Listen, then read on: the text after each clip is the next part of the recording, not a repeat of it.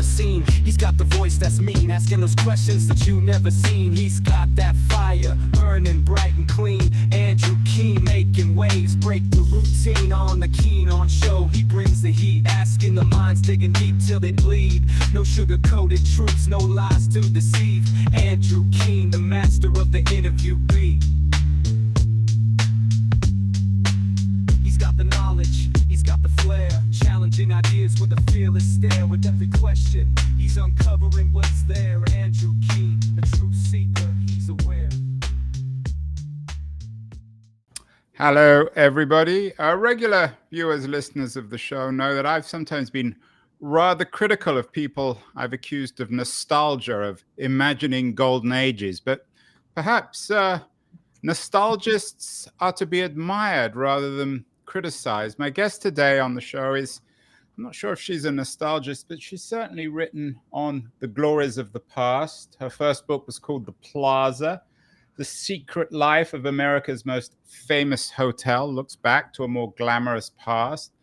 And her second book follows up on the glamorous past. It's called When Women Ran Fifth Avenue, Glamour and Power at the Dawn of American Fashion. Julie Satow is a contributor to the New York Times, and she's joining us, appropriate enough, from New York. Julie, how far are you from Fifth Avenue as we speak? Just 2 blocks. I'm on 3rd, so quite close, actually. Yeah. Fifth Avenue used to be a most glamorous place. I come to New York quite often. Some of it seems okay, but other parts of the street don't seem very glamorous. What was it like 50 years ago, Fifth Avenue? I mean, it was quite a different thing. I mean, New York's always been a city of neighborhoods. So Fifth Avenue runs, from Washington Square in Greenwich Village all the way up to the end of Manhattan at the tip. So I don't know if it's monolithic, but certainly sections of Fifth Avenue were quite tony 50 years ago. I mean, and some would say they still are, certainly along Central Park. They're the highest real estate values in the city, some of them, and obviously the most expensive stores are located there. So I think that's still the case, but you are quite right. New York is maybe not exactly what it used to be a number of decades ago anymore. So give us some historical framing to the book. The Dawn of American Fashion, was that before and after the Second World War? Is this mid-20th century? Yes, I would say that's about right. It started in the 1930s, really, when one of the women in my book, Dorothy Shaver, who was the president of Lord & Taylor, when she started advertising the names of American designers in the newspapers as part of the Lord & Taylor advertising campaigns. Before that, there really were no known American designers. And even then, there were very, very few. But she started to highlight it. But it wasn't really until World War II and when Paris was occupied by the Nazis that it really provided an opportunity for American fashion to come more to the fore. Before that, it was always Parisian fashions. The idea of America and fashion was just anathema. So it's hard to imagine the French being at the forefront of anything, especially technological. But the French, of course, invented the department store in the 19th century. Tell us about that invention. Was it rooted in fashion or technology or commerce? I would say it's rooted in commerce, in marketing. It was largely a marketing ploy in some ways. It was Le Bon Marché was the first real true department store. At least that's what is largely considered to be true. And it had a number of innovations. It was there were set prices before that. Most goods were haggled. That was quite common. They also came up with the concept of departments, of grouping goods in certain sections together. Window displays. That before then, you'd go to a dry goods store and you could buy, wagon wheels and coffee beans, and it was just a huge mishmash of things. And, the windows did not have any display except for a pile of old goods, and so he created that concept. The store really was at the forefront of display and all of those those kind of innovations. So that's why it's credited as being the first of its kind, really. I actually grew up in a retail family in London when Oxford Street was glamorous. It no longer is. And I remember my mother being obsessed with window displays. In terms of thinking nostalgically about this period, it is the climax, to invent a word, of the analog age. Is that fair? There's something deeply physical about this age in terms of window displays and physical shopping and physical interactions, particularly with fashion. Yeah, I think it was, department stores during their heyday really were cultural touch points. I mean, I think they were far more than just, a store. In many ways, I have examples in my book, for instance, of one of the first exhibits of Art Deco design was actually in a department store in the 1920s. It was a place where people could interact. There was a lot of commonality. There were people from different financial stratas who were all together. It might be in the early department stores, you could have the kitchen maids in the bargain basement, downstairs, and then the wealthy women, the carriage trade upstairs looking at fancy lace. So it was a place, but they'd all ride the escalator together. So there was sort of a commonality there. There was a social interaction. For women, the reason why I focus on women is I think that it's a very unheralded story about the impact it had on women in terms of their career development over the decades, and also in terms of their prowess as consumers too. So I can talk about that if you'd like. But. Yeah, I like the idea of how you put it, prowess as consumers. You mentioned that the upper floors of some of these department stores catered to upper class women, and perhaps the bottom and basement floors to lower class women. How much did these new emporiums, fashion emporiums, mirror the class architecture of America in the mid 20th century? I think that's a heavy question. It did, but they were quite democratic, actually. I mean, yes, the clearance departments typically were, on the lower floors, and but it was also really a lot of times organized by the type of goods. So for instance, home goods, carpets, rugs, all those kind of things would typically be upstairs on the highest floor, not necessarily a class-based thing. I see them as quite democratic because you could buy goods from all sorts of levels. I mean, I think today we're very bifurcated in terms of the way stores market themselves. You've got Target, or you have Bergdorf Goodman in New York, and they really focus on specific markets. And that was not the case. They really reflected the demographics of where they were situated. So department stores in smaller towns really catered to those communities. The buyers were focused on what the women and some men, were interested in buying in that community. So, of course, New York had a certain expansive demographic that maybe smaller towns didn't, or San Francisco was a big area for department stores too, Chicago, but I think they were quite democratic, actually. Yeah, and I'm not sure there's necessarily anything incompatible between class structure and upper class or lower class and democracy. In fact, perhaps they do go together. There's no reason why you can't have upper and lower classes in democracy, certainly representative democracies. You speak of San Francisco, of course, and downtown. I'm not sure when you were last in San Francisco, Julie. The downtown has been completely decimated, as if some huge bomb had exploded and everything has gone away. Is that true also now in New York? I mentioned Fifth Avenue before. Some of the department stores still exist, but they don't have the glamour, do they? I mean, I would say no. I would say that some of them hold on to some of it. I do think Bergdorf's in New York is still, considered quite high end. But I was in San Francisco last summer. My husband actually saw a carjacking while he was downtown.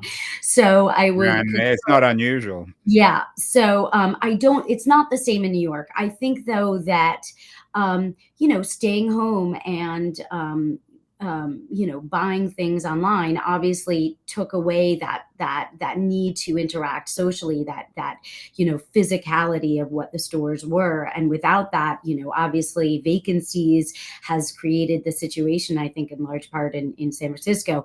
New York, we also have struggled with, our business district not being nearly as busy as they once were before the pandemic. But I think it's for whatever the reason, there's a lot of foot traffic, I think, in New York City and Manhattan. People walk, people take the subway, they're not in their cars. It's not quite as isolated. So the downtowns or the business districts aren't quite as, decimated as maybe in San Francisco, would be my.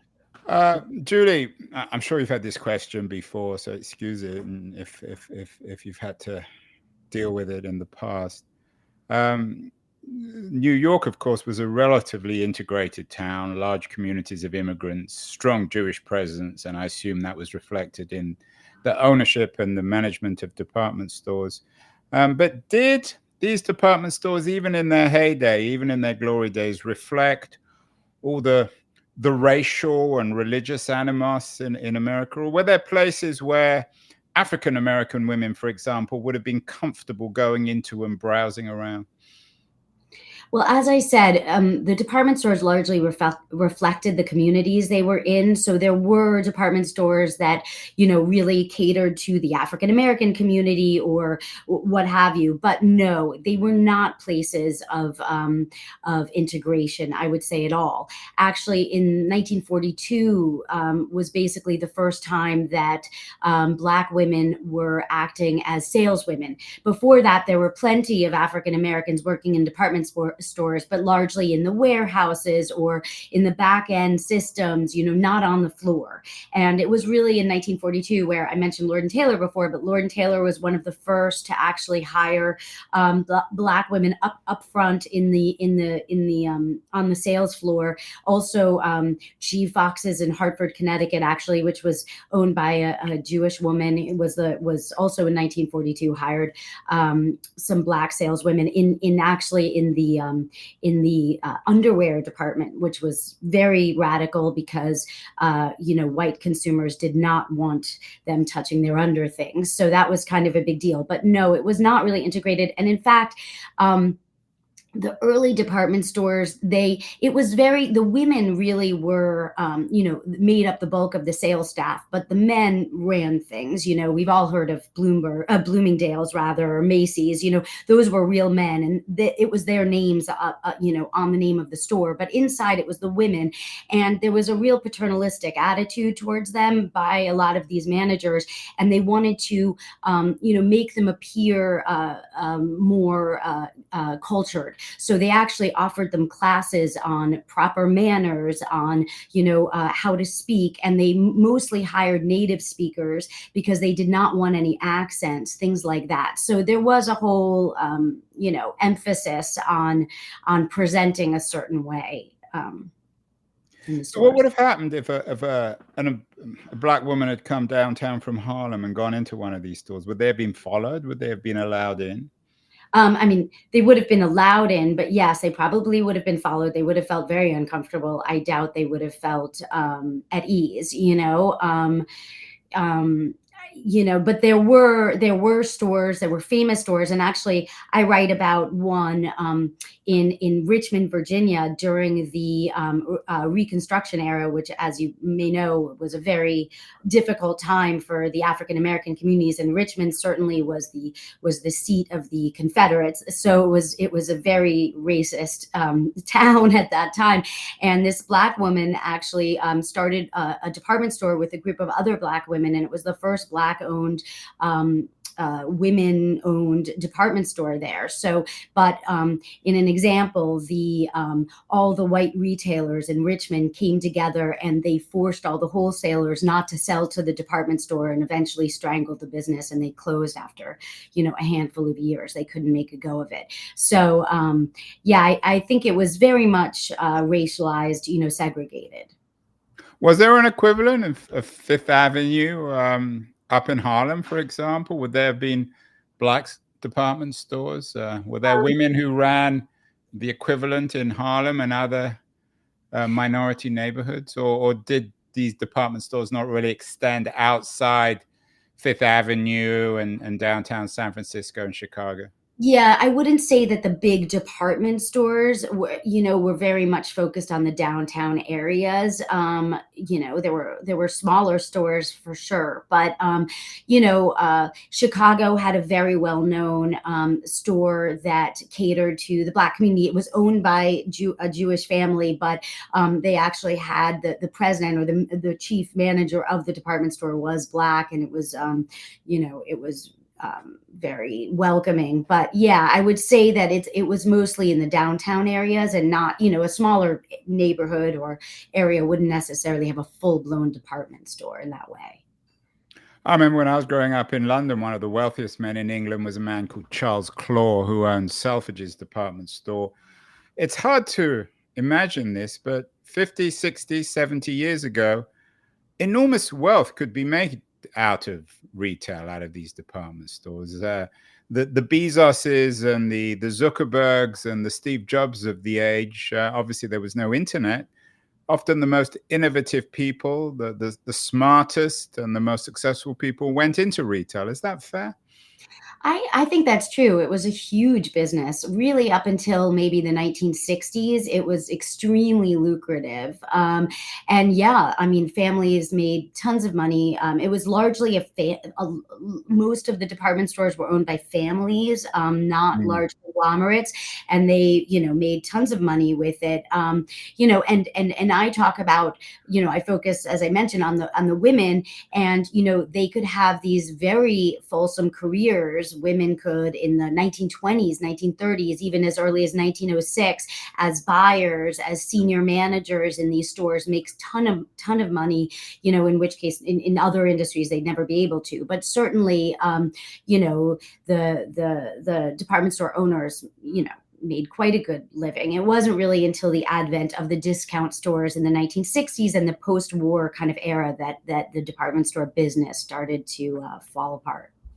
We are talking with Julie Satow, author of an intriguing new book, When Women Ran Fifth Avenue, nostalgic for a moment where women, oddly enough, had a certain kind of power. I want to remind everyone that great guests like Julie Satow, brought to us by our friends at Liberties, a quarterly of culture and politics, also in its own way nostalgic. It's published on paper and it's designed to be read rather than tweeted or put on Facebook. I'm going to run a short feature on Liberties, and then we'll be back with Julie to talk specifically about the book, about the three women she features, and whether or not it's a feminist moment in 20th century commercial history. So don't go away, anyone. We'll be back in a second. The noise, there is nuance, insight. Liberties is not just a journal of ideas. It's a meteor of intelligent substance. It's the place to be for engaged citizens. Politics, opinion, substance. Liberties is a triumph for freedom of thought. A quarterly of urgency, of cultural exploration, of intellectual delight, of immaculate prose. It's invaluable. Subscribe now or find Liberties at your favorite bookseller. And you can subscribe to Liberties at libertiesjournal.com. We're speaking with Julie Satow, the author of When Women Ran Fifth Avenue. Julie, when people see that title, at least, they're going to think, is this a form of feminist nostalgia, that there was a time historically when women were in charge of commerce? Or, as you suggested earlier, were they the front people and the moneyed interests still remained male? Well, I would say that there is an effort by a lot of journalists and historians right now to unearth histories of important people that may not have their stories had not been recorded before because they were women or they were minorities, what have you. So I think it's in that vein. I think it is a feminist book. I don't apologize for that. I embrace it. I certainly wouldn't ask you to apologize. Yeah, I feel that, it's hard to say. I focus on three women. They had very different journeys. They had very different, very different journeys on their way up the corporate ladder. I would say that one of them, Dorothy Shaver, was the most like a very successful male CEO. She was very close with the founder of IBM. She made the most money of any woman that we know of in terms of a published salary in that era. Yes, there she is. And there's a great photo for people listening. It's a wonderful photo of a man bending. It's the reverse of normal gendered stereotypes. The woman sitting down, and the man dutifully bending over her, giving her the papers to sign. It is. Life magazine called her America's #1 career woman. She was made president of Lord & Taylor in 1945. Clearly, that was very unusual. She was paid about the equivalent of about $1.7 million in today's money. It was, she was very powerful. She was also, she really portrayed herself not in a feminine way. I think in many ways she tried to ape the male CEO, and that's how she sort of navigated things. The other women in my book are maybe take a slightly different tact. Hortense Odlum was the president of Bonwit Teller in the 1930s during the Great Depression, and she was very apologetic for being a career woman. She was very uncomfortable with that. She didn't want to call herself a career woman, even though she ran, what was in today's money a $200 million business. She had about 1,500 employees under her. She was clearly very powerful. She was the first woman to run a major department store on Fifth Avenue, but she called herself a hostess, and she said that it was akin to, hosting a dinner party for your husband, that was essentially what she was doing in the department store. So that's how she portrayed herself, and I think she really came to regret and resent her career. Dorothy did not. She was very happy with it. And then I have Geraldine Stutz, who's a more modern businesswoman in the 1960s and 70s. She ran Henry Bendel's. There you go. And she was really a photo of Geraldine Stutz outside Henry Bendel in 1980. And Henry Bendel was again a very influential brand, wasn't it? Yes. And so she was originally a fashion editor at Glamour magazine, and she had a beautiful eye for fashion, and she did a number of very innovative things. But she was a more modern, what we conceive of in today as a businesswoman today. I would say her attitudes towards her work. But yeah, they were very. It was not easy what they did. Did it get in any way politicized? I mean, in the middle of the century, have the beginnings of a certain kind of American feminism. Did female writers, thinkers, did they pick up on women like Geraldine Stutz? Well, I mean, certainly I would say that even beginning with Hortense in the 1930s, she was very anti-Eleanor Roosevelt, for instance. She wanted to distance herself from that completely. That was not what she wanted to do. She felt extremely uncomfortable. And I would say Dorothy was quite political. It's Dorothy Shaver. Yes, Dorothy Shaver. She hosted these awards every year where over 1,000 people would come to the Waldorf Astoria, and she honored people like Einstein. Twyla Tharp. They were artists, scientists. The person who invented the automatic rifle. But she was on the board of the NAACP. She was quite political. Her grandfather was actually a high-ranking member of the KKK in Arkansas, where she grew up. Dorothy Shaver? Yes, so she had quite a bit of baggage. She grew up, and they all came from very small towns. I mean, Hortense came from a pioneer town in Utah. Her parents came from Europe. They were early Mormon converts, and they were some of the first white settlers in Utah, in St. George. And Dorothy came from Mena, Arkansas, which was a very, very small town, still is a very small town in Arkansas. and, you know, arrived in New York in 1919 with a suitcase and her sister in their 20s as single women before, you know, women even had the right to vote. And Geraldine, I would say she was very good friends with many of the women in the feminists in the early, you know, feminist movement. And I think she felt a kinship with that, but she was less political, I would say, of the three women. She was really, you know, enmeshed in the world of fashion. She discovered a number of very important fashion designers like Sonia Rykiel and Stephen Burrows and many others. And she kind of changed the way department stores approached fashion. So that was more her thing than politics necessarily. And was the fashion industry yourself, in your interpretation, was it in itself conservative, radical, innovative? Many of the fashions, of course, came from Europe, as you noted. A lot of this was triggered after the German occupation of France during the Second World War. Was fashion in those days the equivalent of tech today? Disruptive, revolutionary, radical, democratizing? I think that would be a hard argument to make. I think that originally, you know, New York was the capital of the rag trade. It was, as you mentioned, immigrants. It was a largely immigrant sort of, you know, industry in big warehouses where you'd have lines and lines of tailors basically churning out, you know, very cheap copies of Parisian designs for the mass market. These were cheap, not fashion forward at all. If there were any fashion designers, they were kind of toiling anonymously in these warehouses. There was nothing like that. Then in the 1940s and, you know, 1950s, you started to get Claire McCardell. You started to get this concept of American design and sportswear. And that was quite disruptive. I mean, Paris and Parisian designs was very much a haute couture culture, and it was very high end. It was very expensive. It was very, you know, it's for ladies of leisure for the most part. And women, many of them made their own clothes. And in America, then you had this sort of mass market industry. And what started to happen is these American designers started to design clothes for the American woman. So, you know, going to watch a football game or having a picnic or, you know, running around with your kids, a much more sporty kind of active life, not what Parisian designers were focused on. And so, you know, the bikini, you know, comfortable work clothes, all those kind of things was very much an American concept. And I think that was quite disruptive.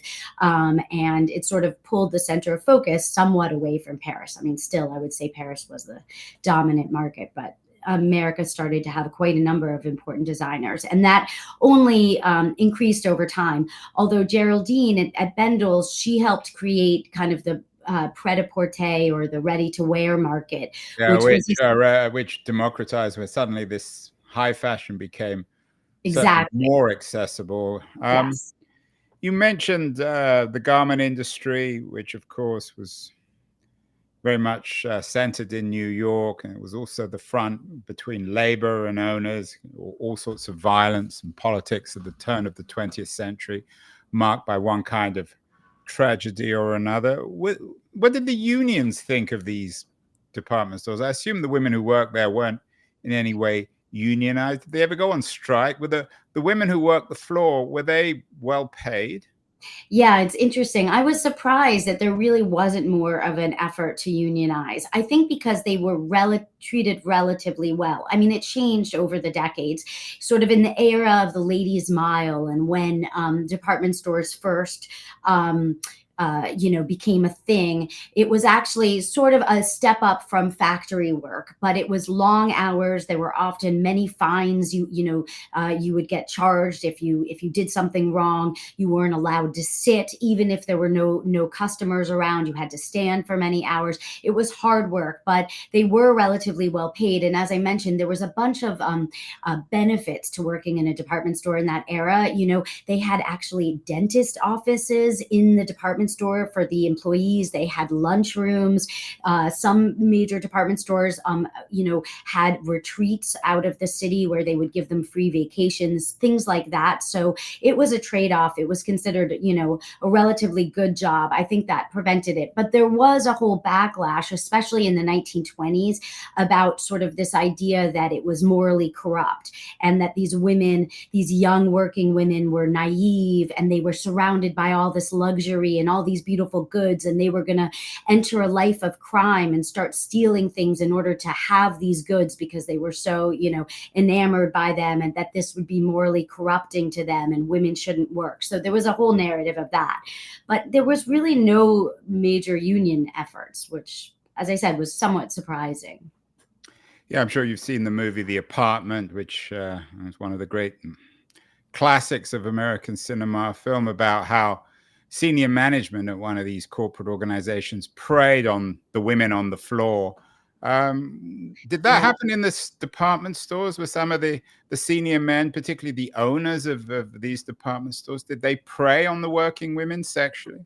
Yeah, I mean, there was a paternalistic attitude. There was actually in the 19-teens, like around 1914 and stuff, they actually, New York City and a number of other cities, Chicago, I don't think San Francisco, created actually a whole undercover units where they would have them go into the department stores to try to determine whether these women were prostituting themselves, were stealing things, what was happening, what the harassment was. There was a whole concern, as I mentioned, this sort of progressive concept that, young women could be, were in danger by working. And so they were like vice squads, but they didn't really find much. Of course, there were examples of male managers taking advantage of them, but it was a women's world. I mean, these women had very senior jobs. They were paid a lot of money. Many of them were managing many people, and while the men were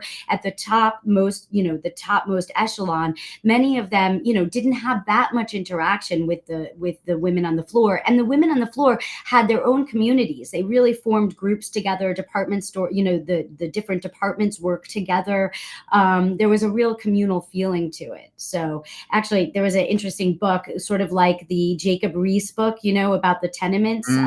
There was someone did that. A sociologist went undercover in the department store, and it was published right before the 1929 crash, where she spent several summers in department stores and wrote about what that was like. It's a fascinating story, a book called The Sales Lady. I recommend it. Well, Lisa, we began with nostalgia. Let's end with it. Clearly, the world you describe has been destroyed. It no longer exists. Maybe one or two stores on Fifth Avenue, but nowhere else, maybe in Paris, barely in London even. Should we look back at this with some longing? Should we think that was the golden age? I mean, the title of your book, When Women Ran Fifth Avenue, suggests that it was a time where things weren't so bad. I just came back from Houston, driving around the outskirts. It's a city without a center. It's a place full of dollar stores, very depressing on the physical retail store. Of course, the internet has decimated retail, and retail's been undermined not just by the internet, but many other forces. Was this a moment in American history where you yourself, I mean, you've dedicated considerable amount of time to writing about this. Should we have a little bit of nostalgia? And should we be proud of that nostalgia? Should we not be uncomfortable with it? To me, I feel there has been something lost. I think that it provided a commonality that, in today's world where we're all very, isolated from one another, it's really, I think it's a loss. I think that being physically close, as we talked about originally, sort of that democratic interactions of people from different, socioeconomic classes, et cetera. I think that it is a real loss. We don't talk to one another the way that we used to. We don't interact. I think it's much more commoditized. You think that it's just, buying things back then was just like buying things now. But in fact, if you think about, purchases on Amazon, it's a very commodity, you're just literally buying something. Whereas there, it was a whole experience. There were memories made, you were smelling things, you were interacting with people, you were having lunch there, you were, having your hair done. There were all sorts of things that occurred there that I think, we don't have that anymore. So there was no algorithm to follow There you was- around and try to sell you stuff that you'd bought in the past. I assume stuff was personalized, but in a genuine way rather than in an algorithmic manner. And I think that also the excitement of discovery is something that we've lost. I also think that is very sad, going into a store and stumbling upon something you didn't even know you wanted, or, that kind of excitement and that joy. We sort of, now it's very, it's very errand focused, whereas it used to be a bit more sensorial and experiential. So you're more romantic than functional. Finally, Lisa, vinyl records are back. People want that physical experience. Some high-end goods stores seem to be doing quite well. Is it conceivable that the department store will reappear, a very high-end department store, in some ways mimicking the stores that you've written about in the 20th century, or is that inconceivable? I think it's very hard in this financial world. I think it's very expensive to have a large store where you have so much variety of goods. You mentioned London. I mean, Harrods is obviously very famous as a department store, but I think last time I went in, it felt very much a ghost of its former self. It's very expensive to have all these things on display and pay all these people to focus on customer service, and I just don't think that there's enough demand that someone's going to take that kind of chance. Although I wish they would. Can I step on the sea?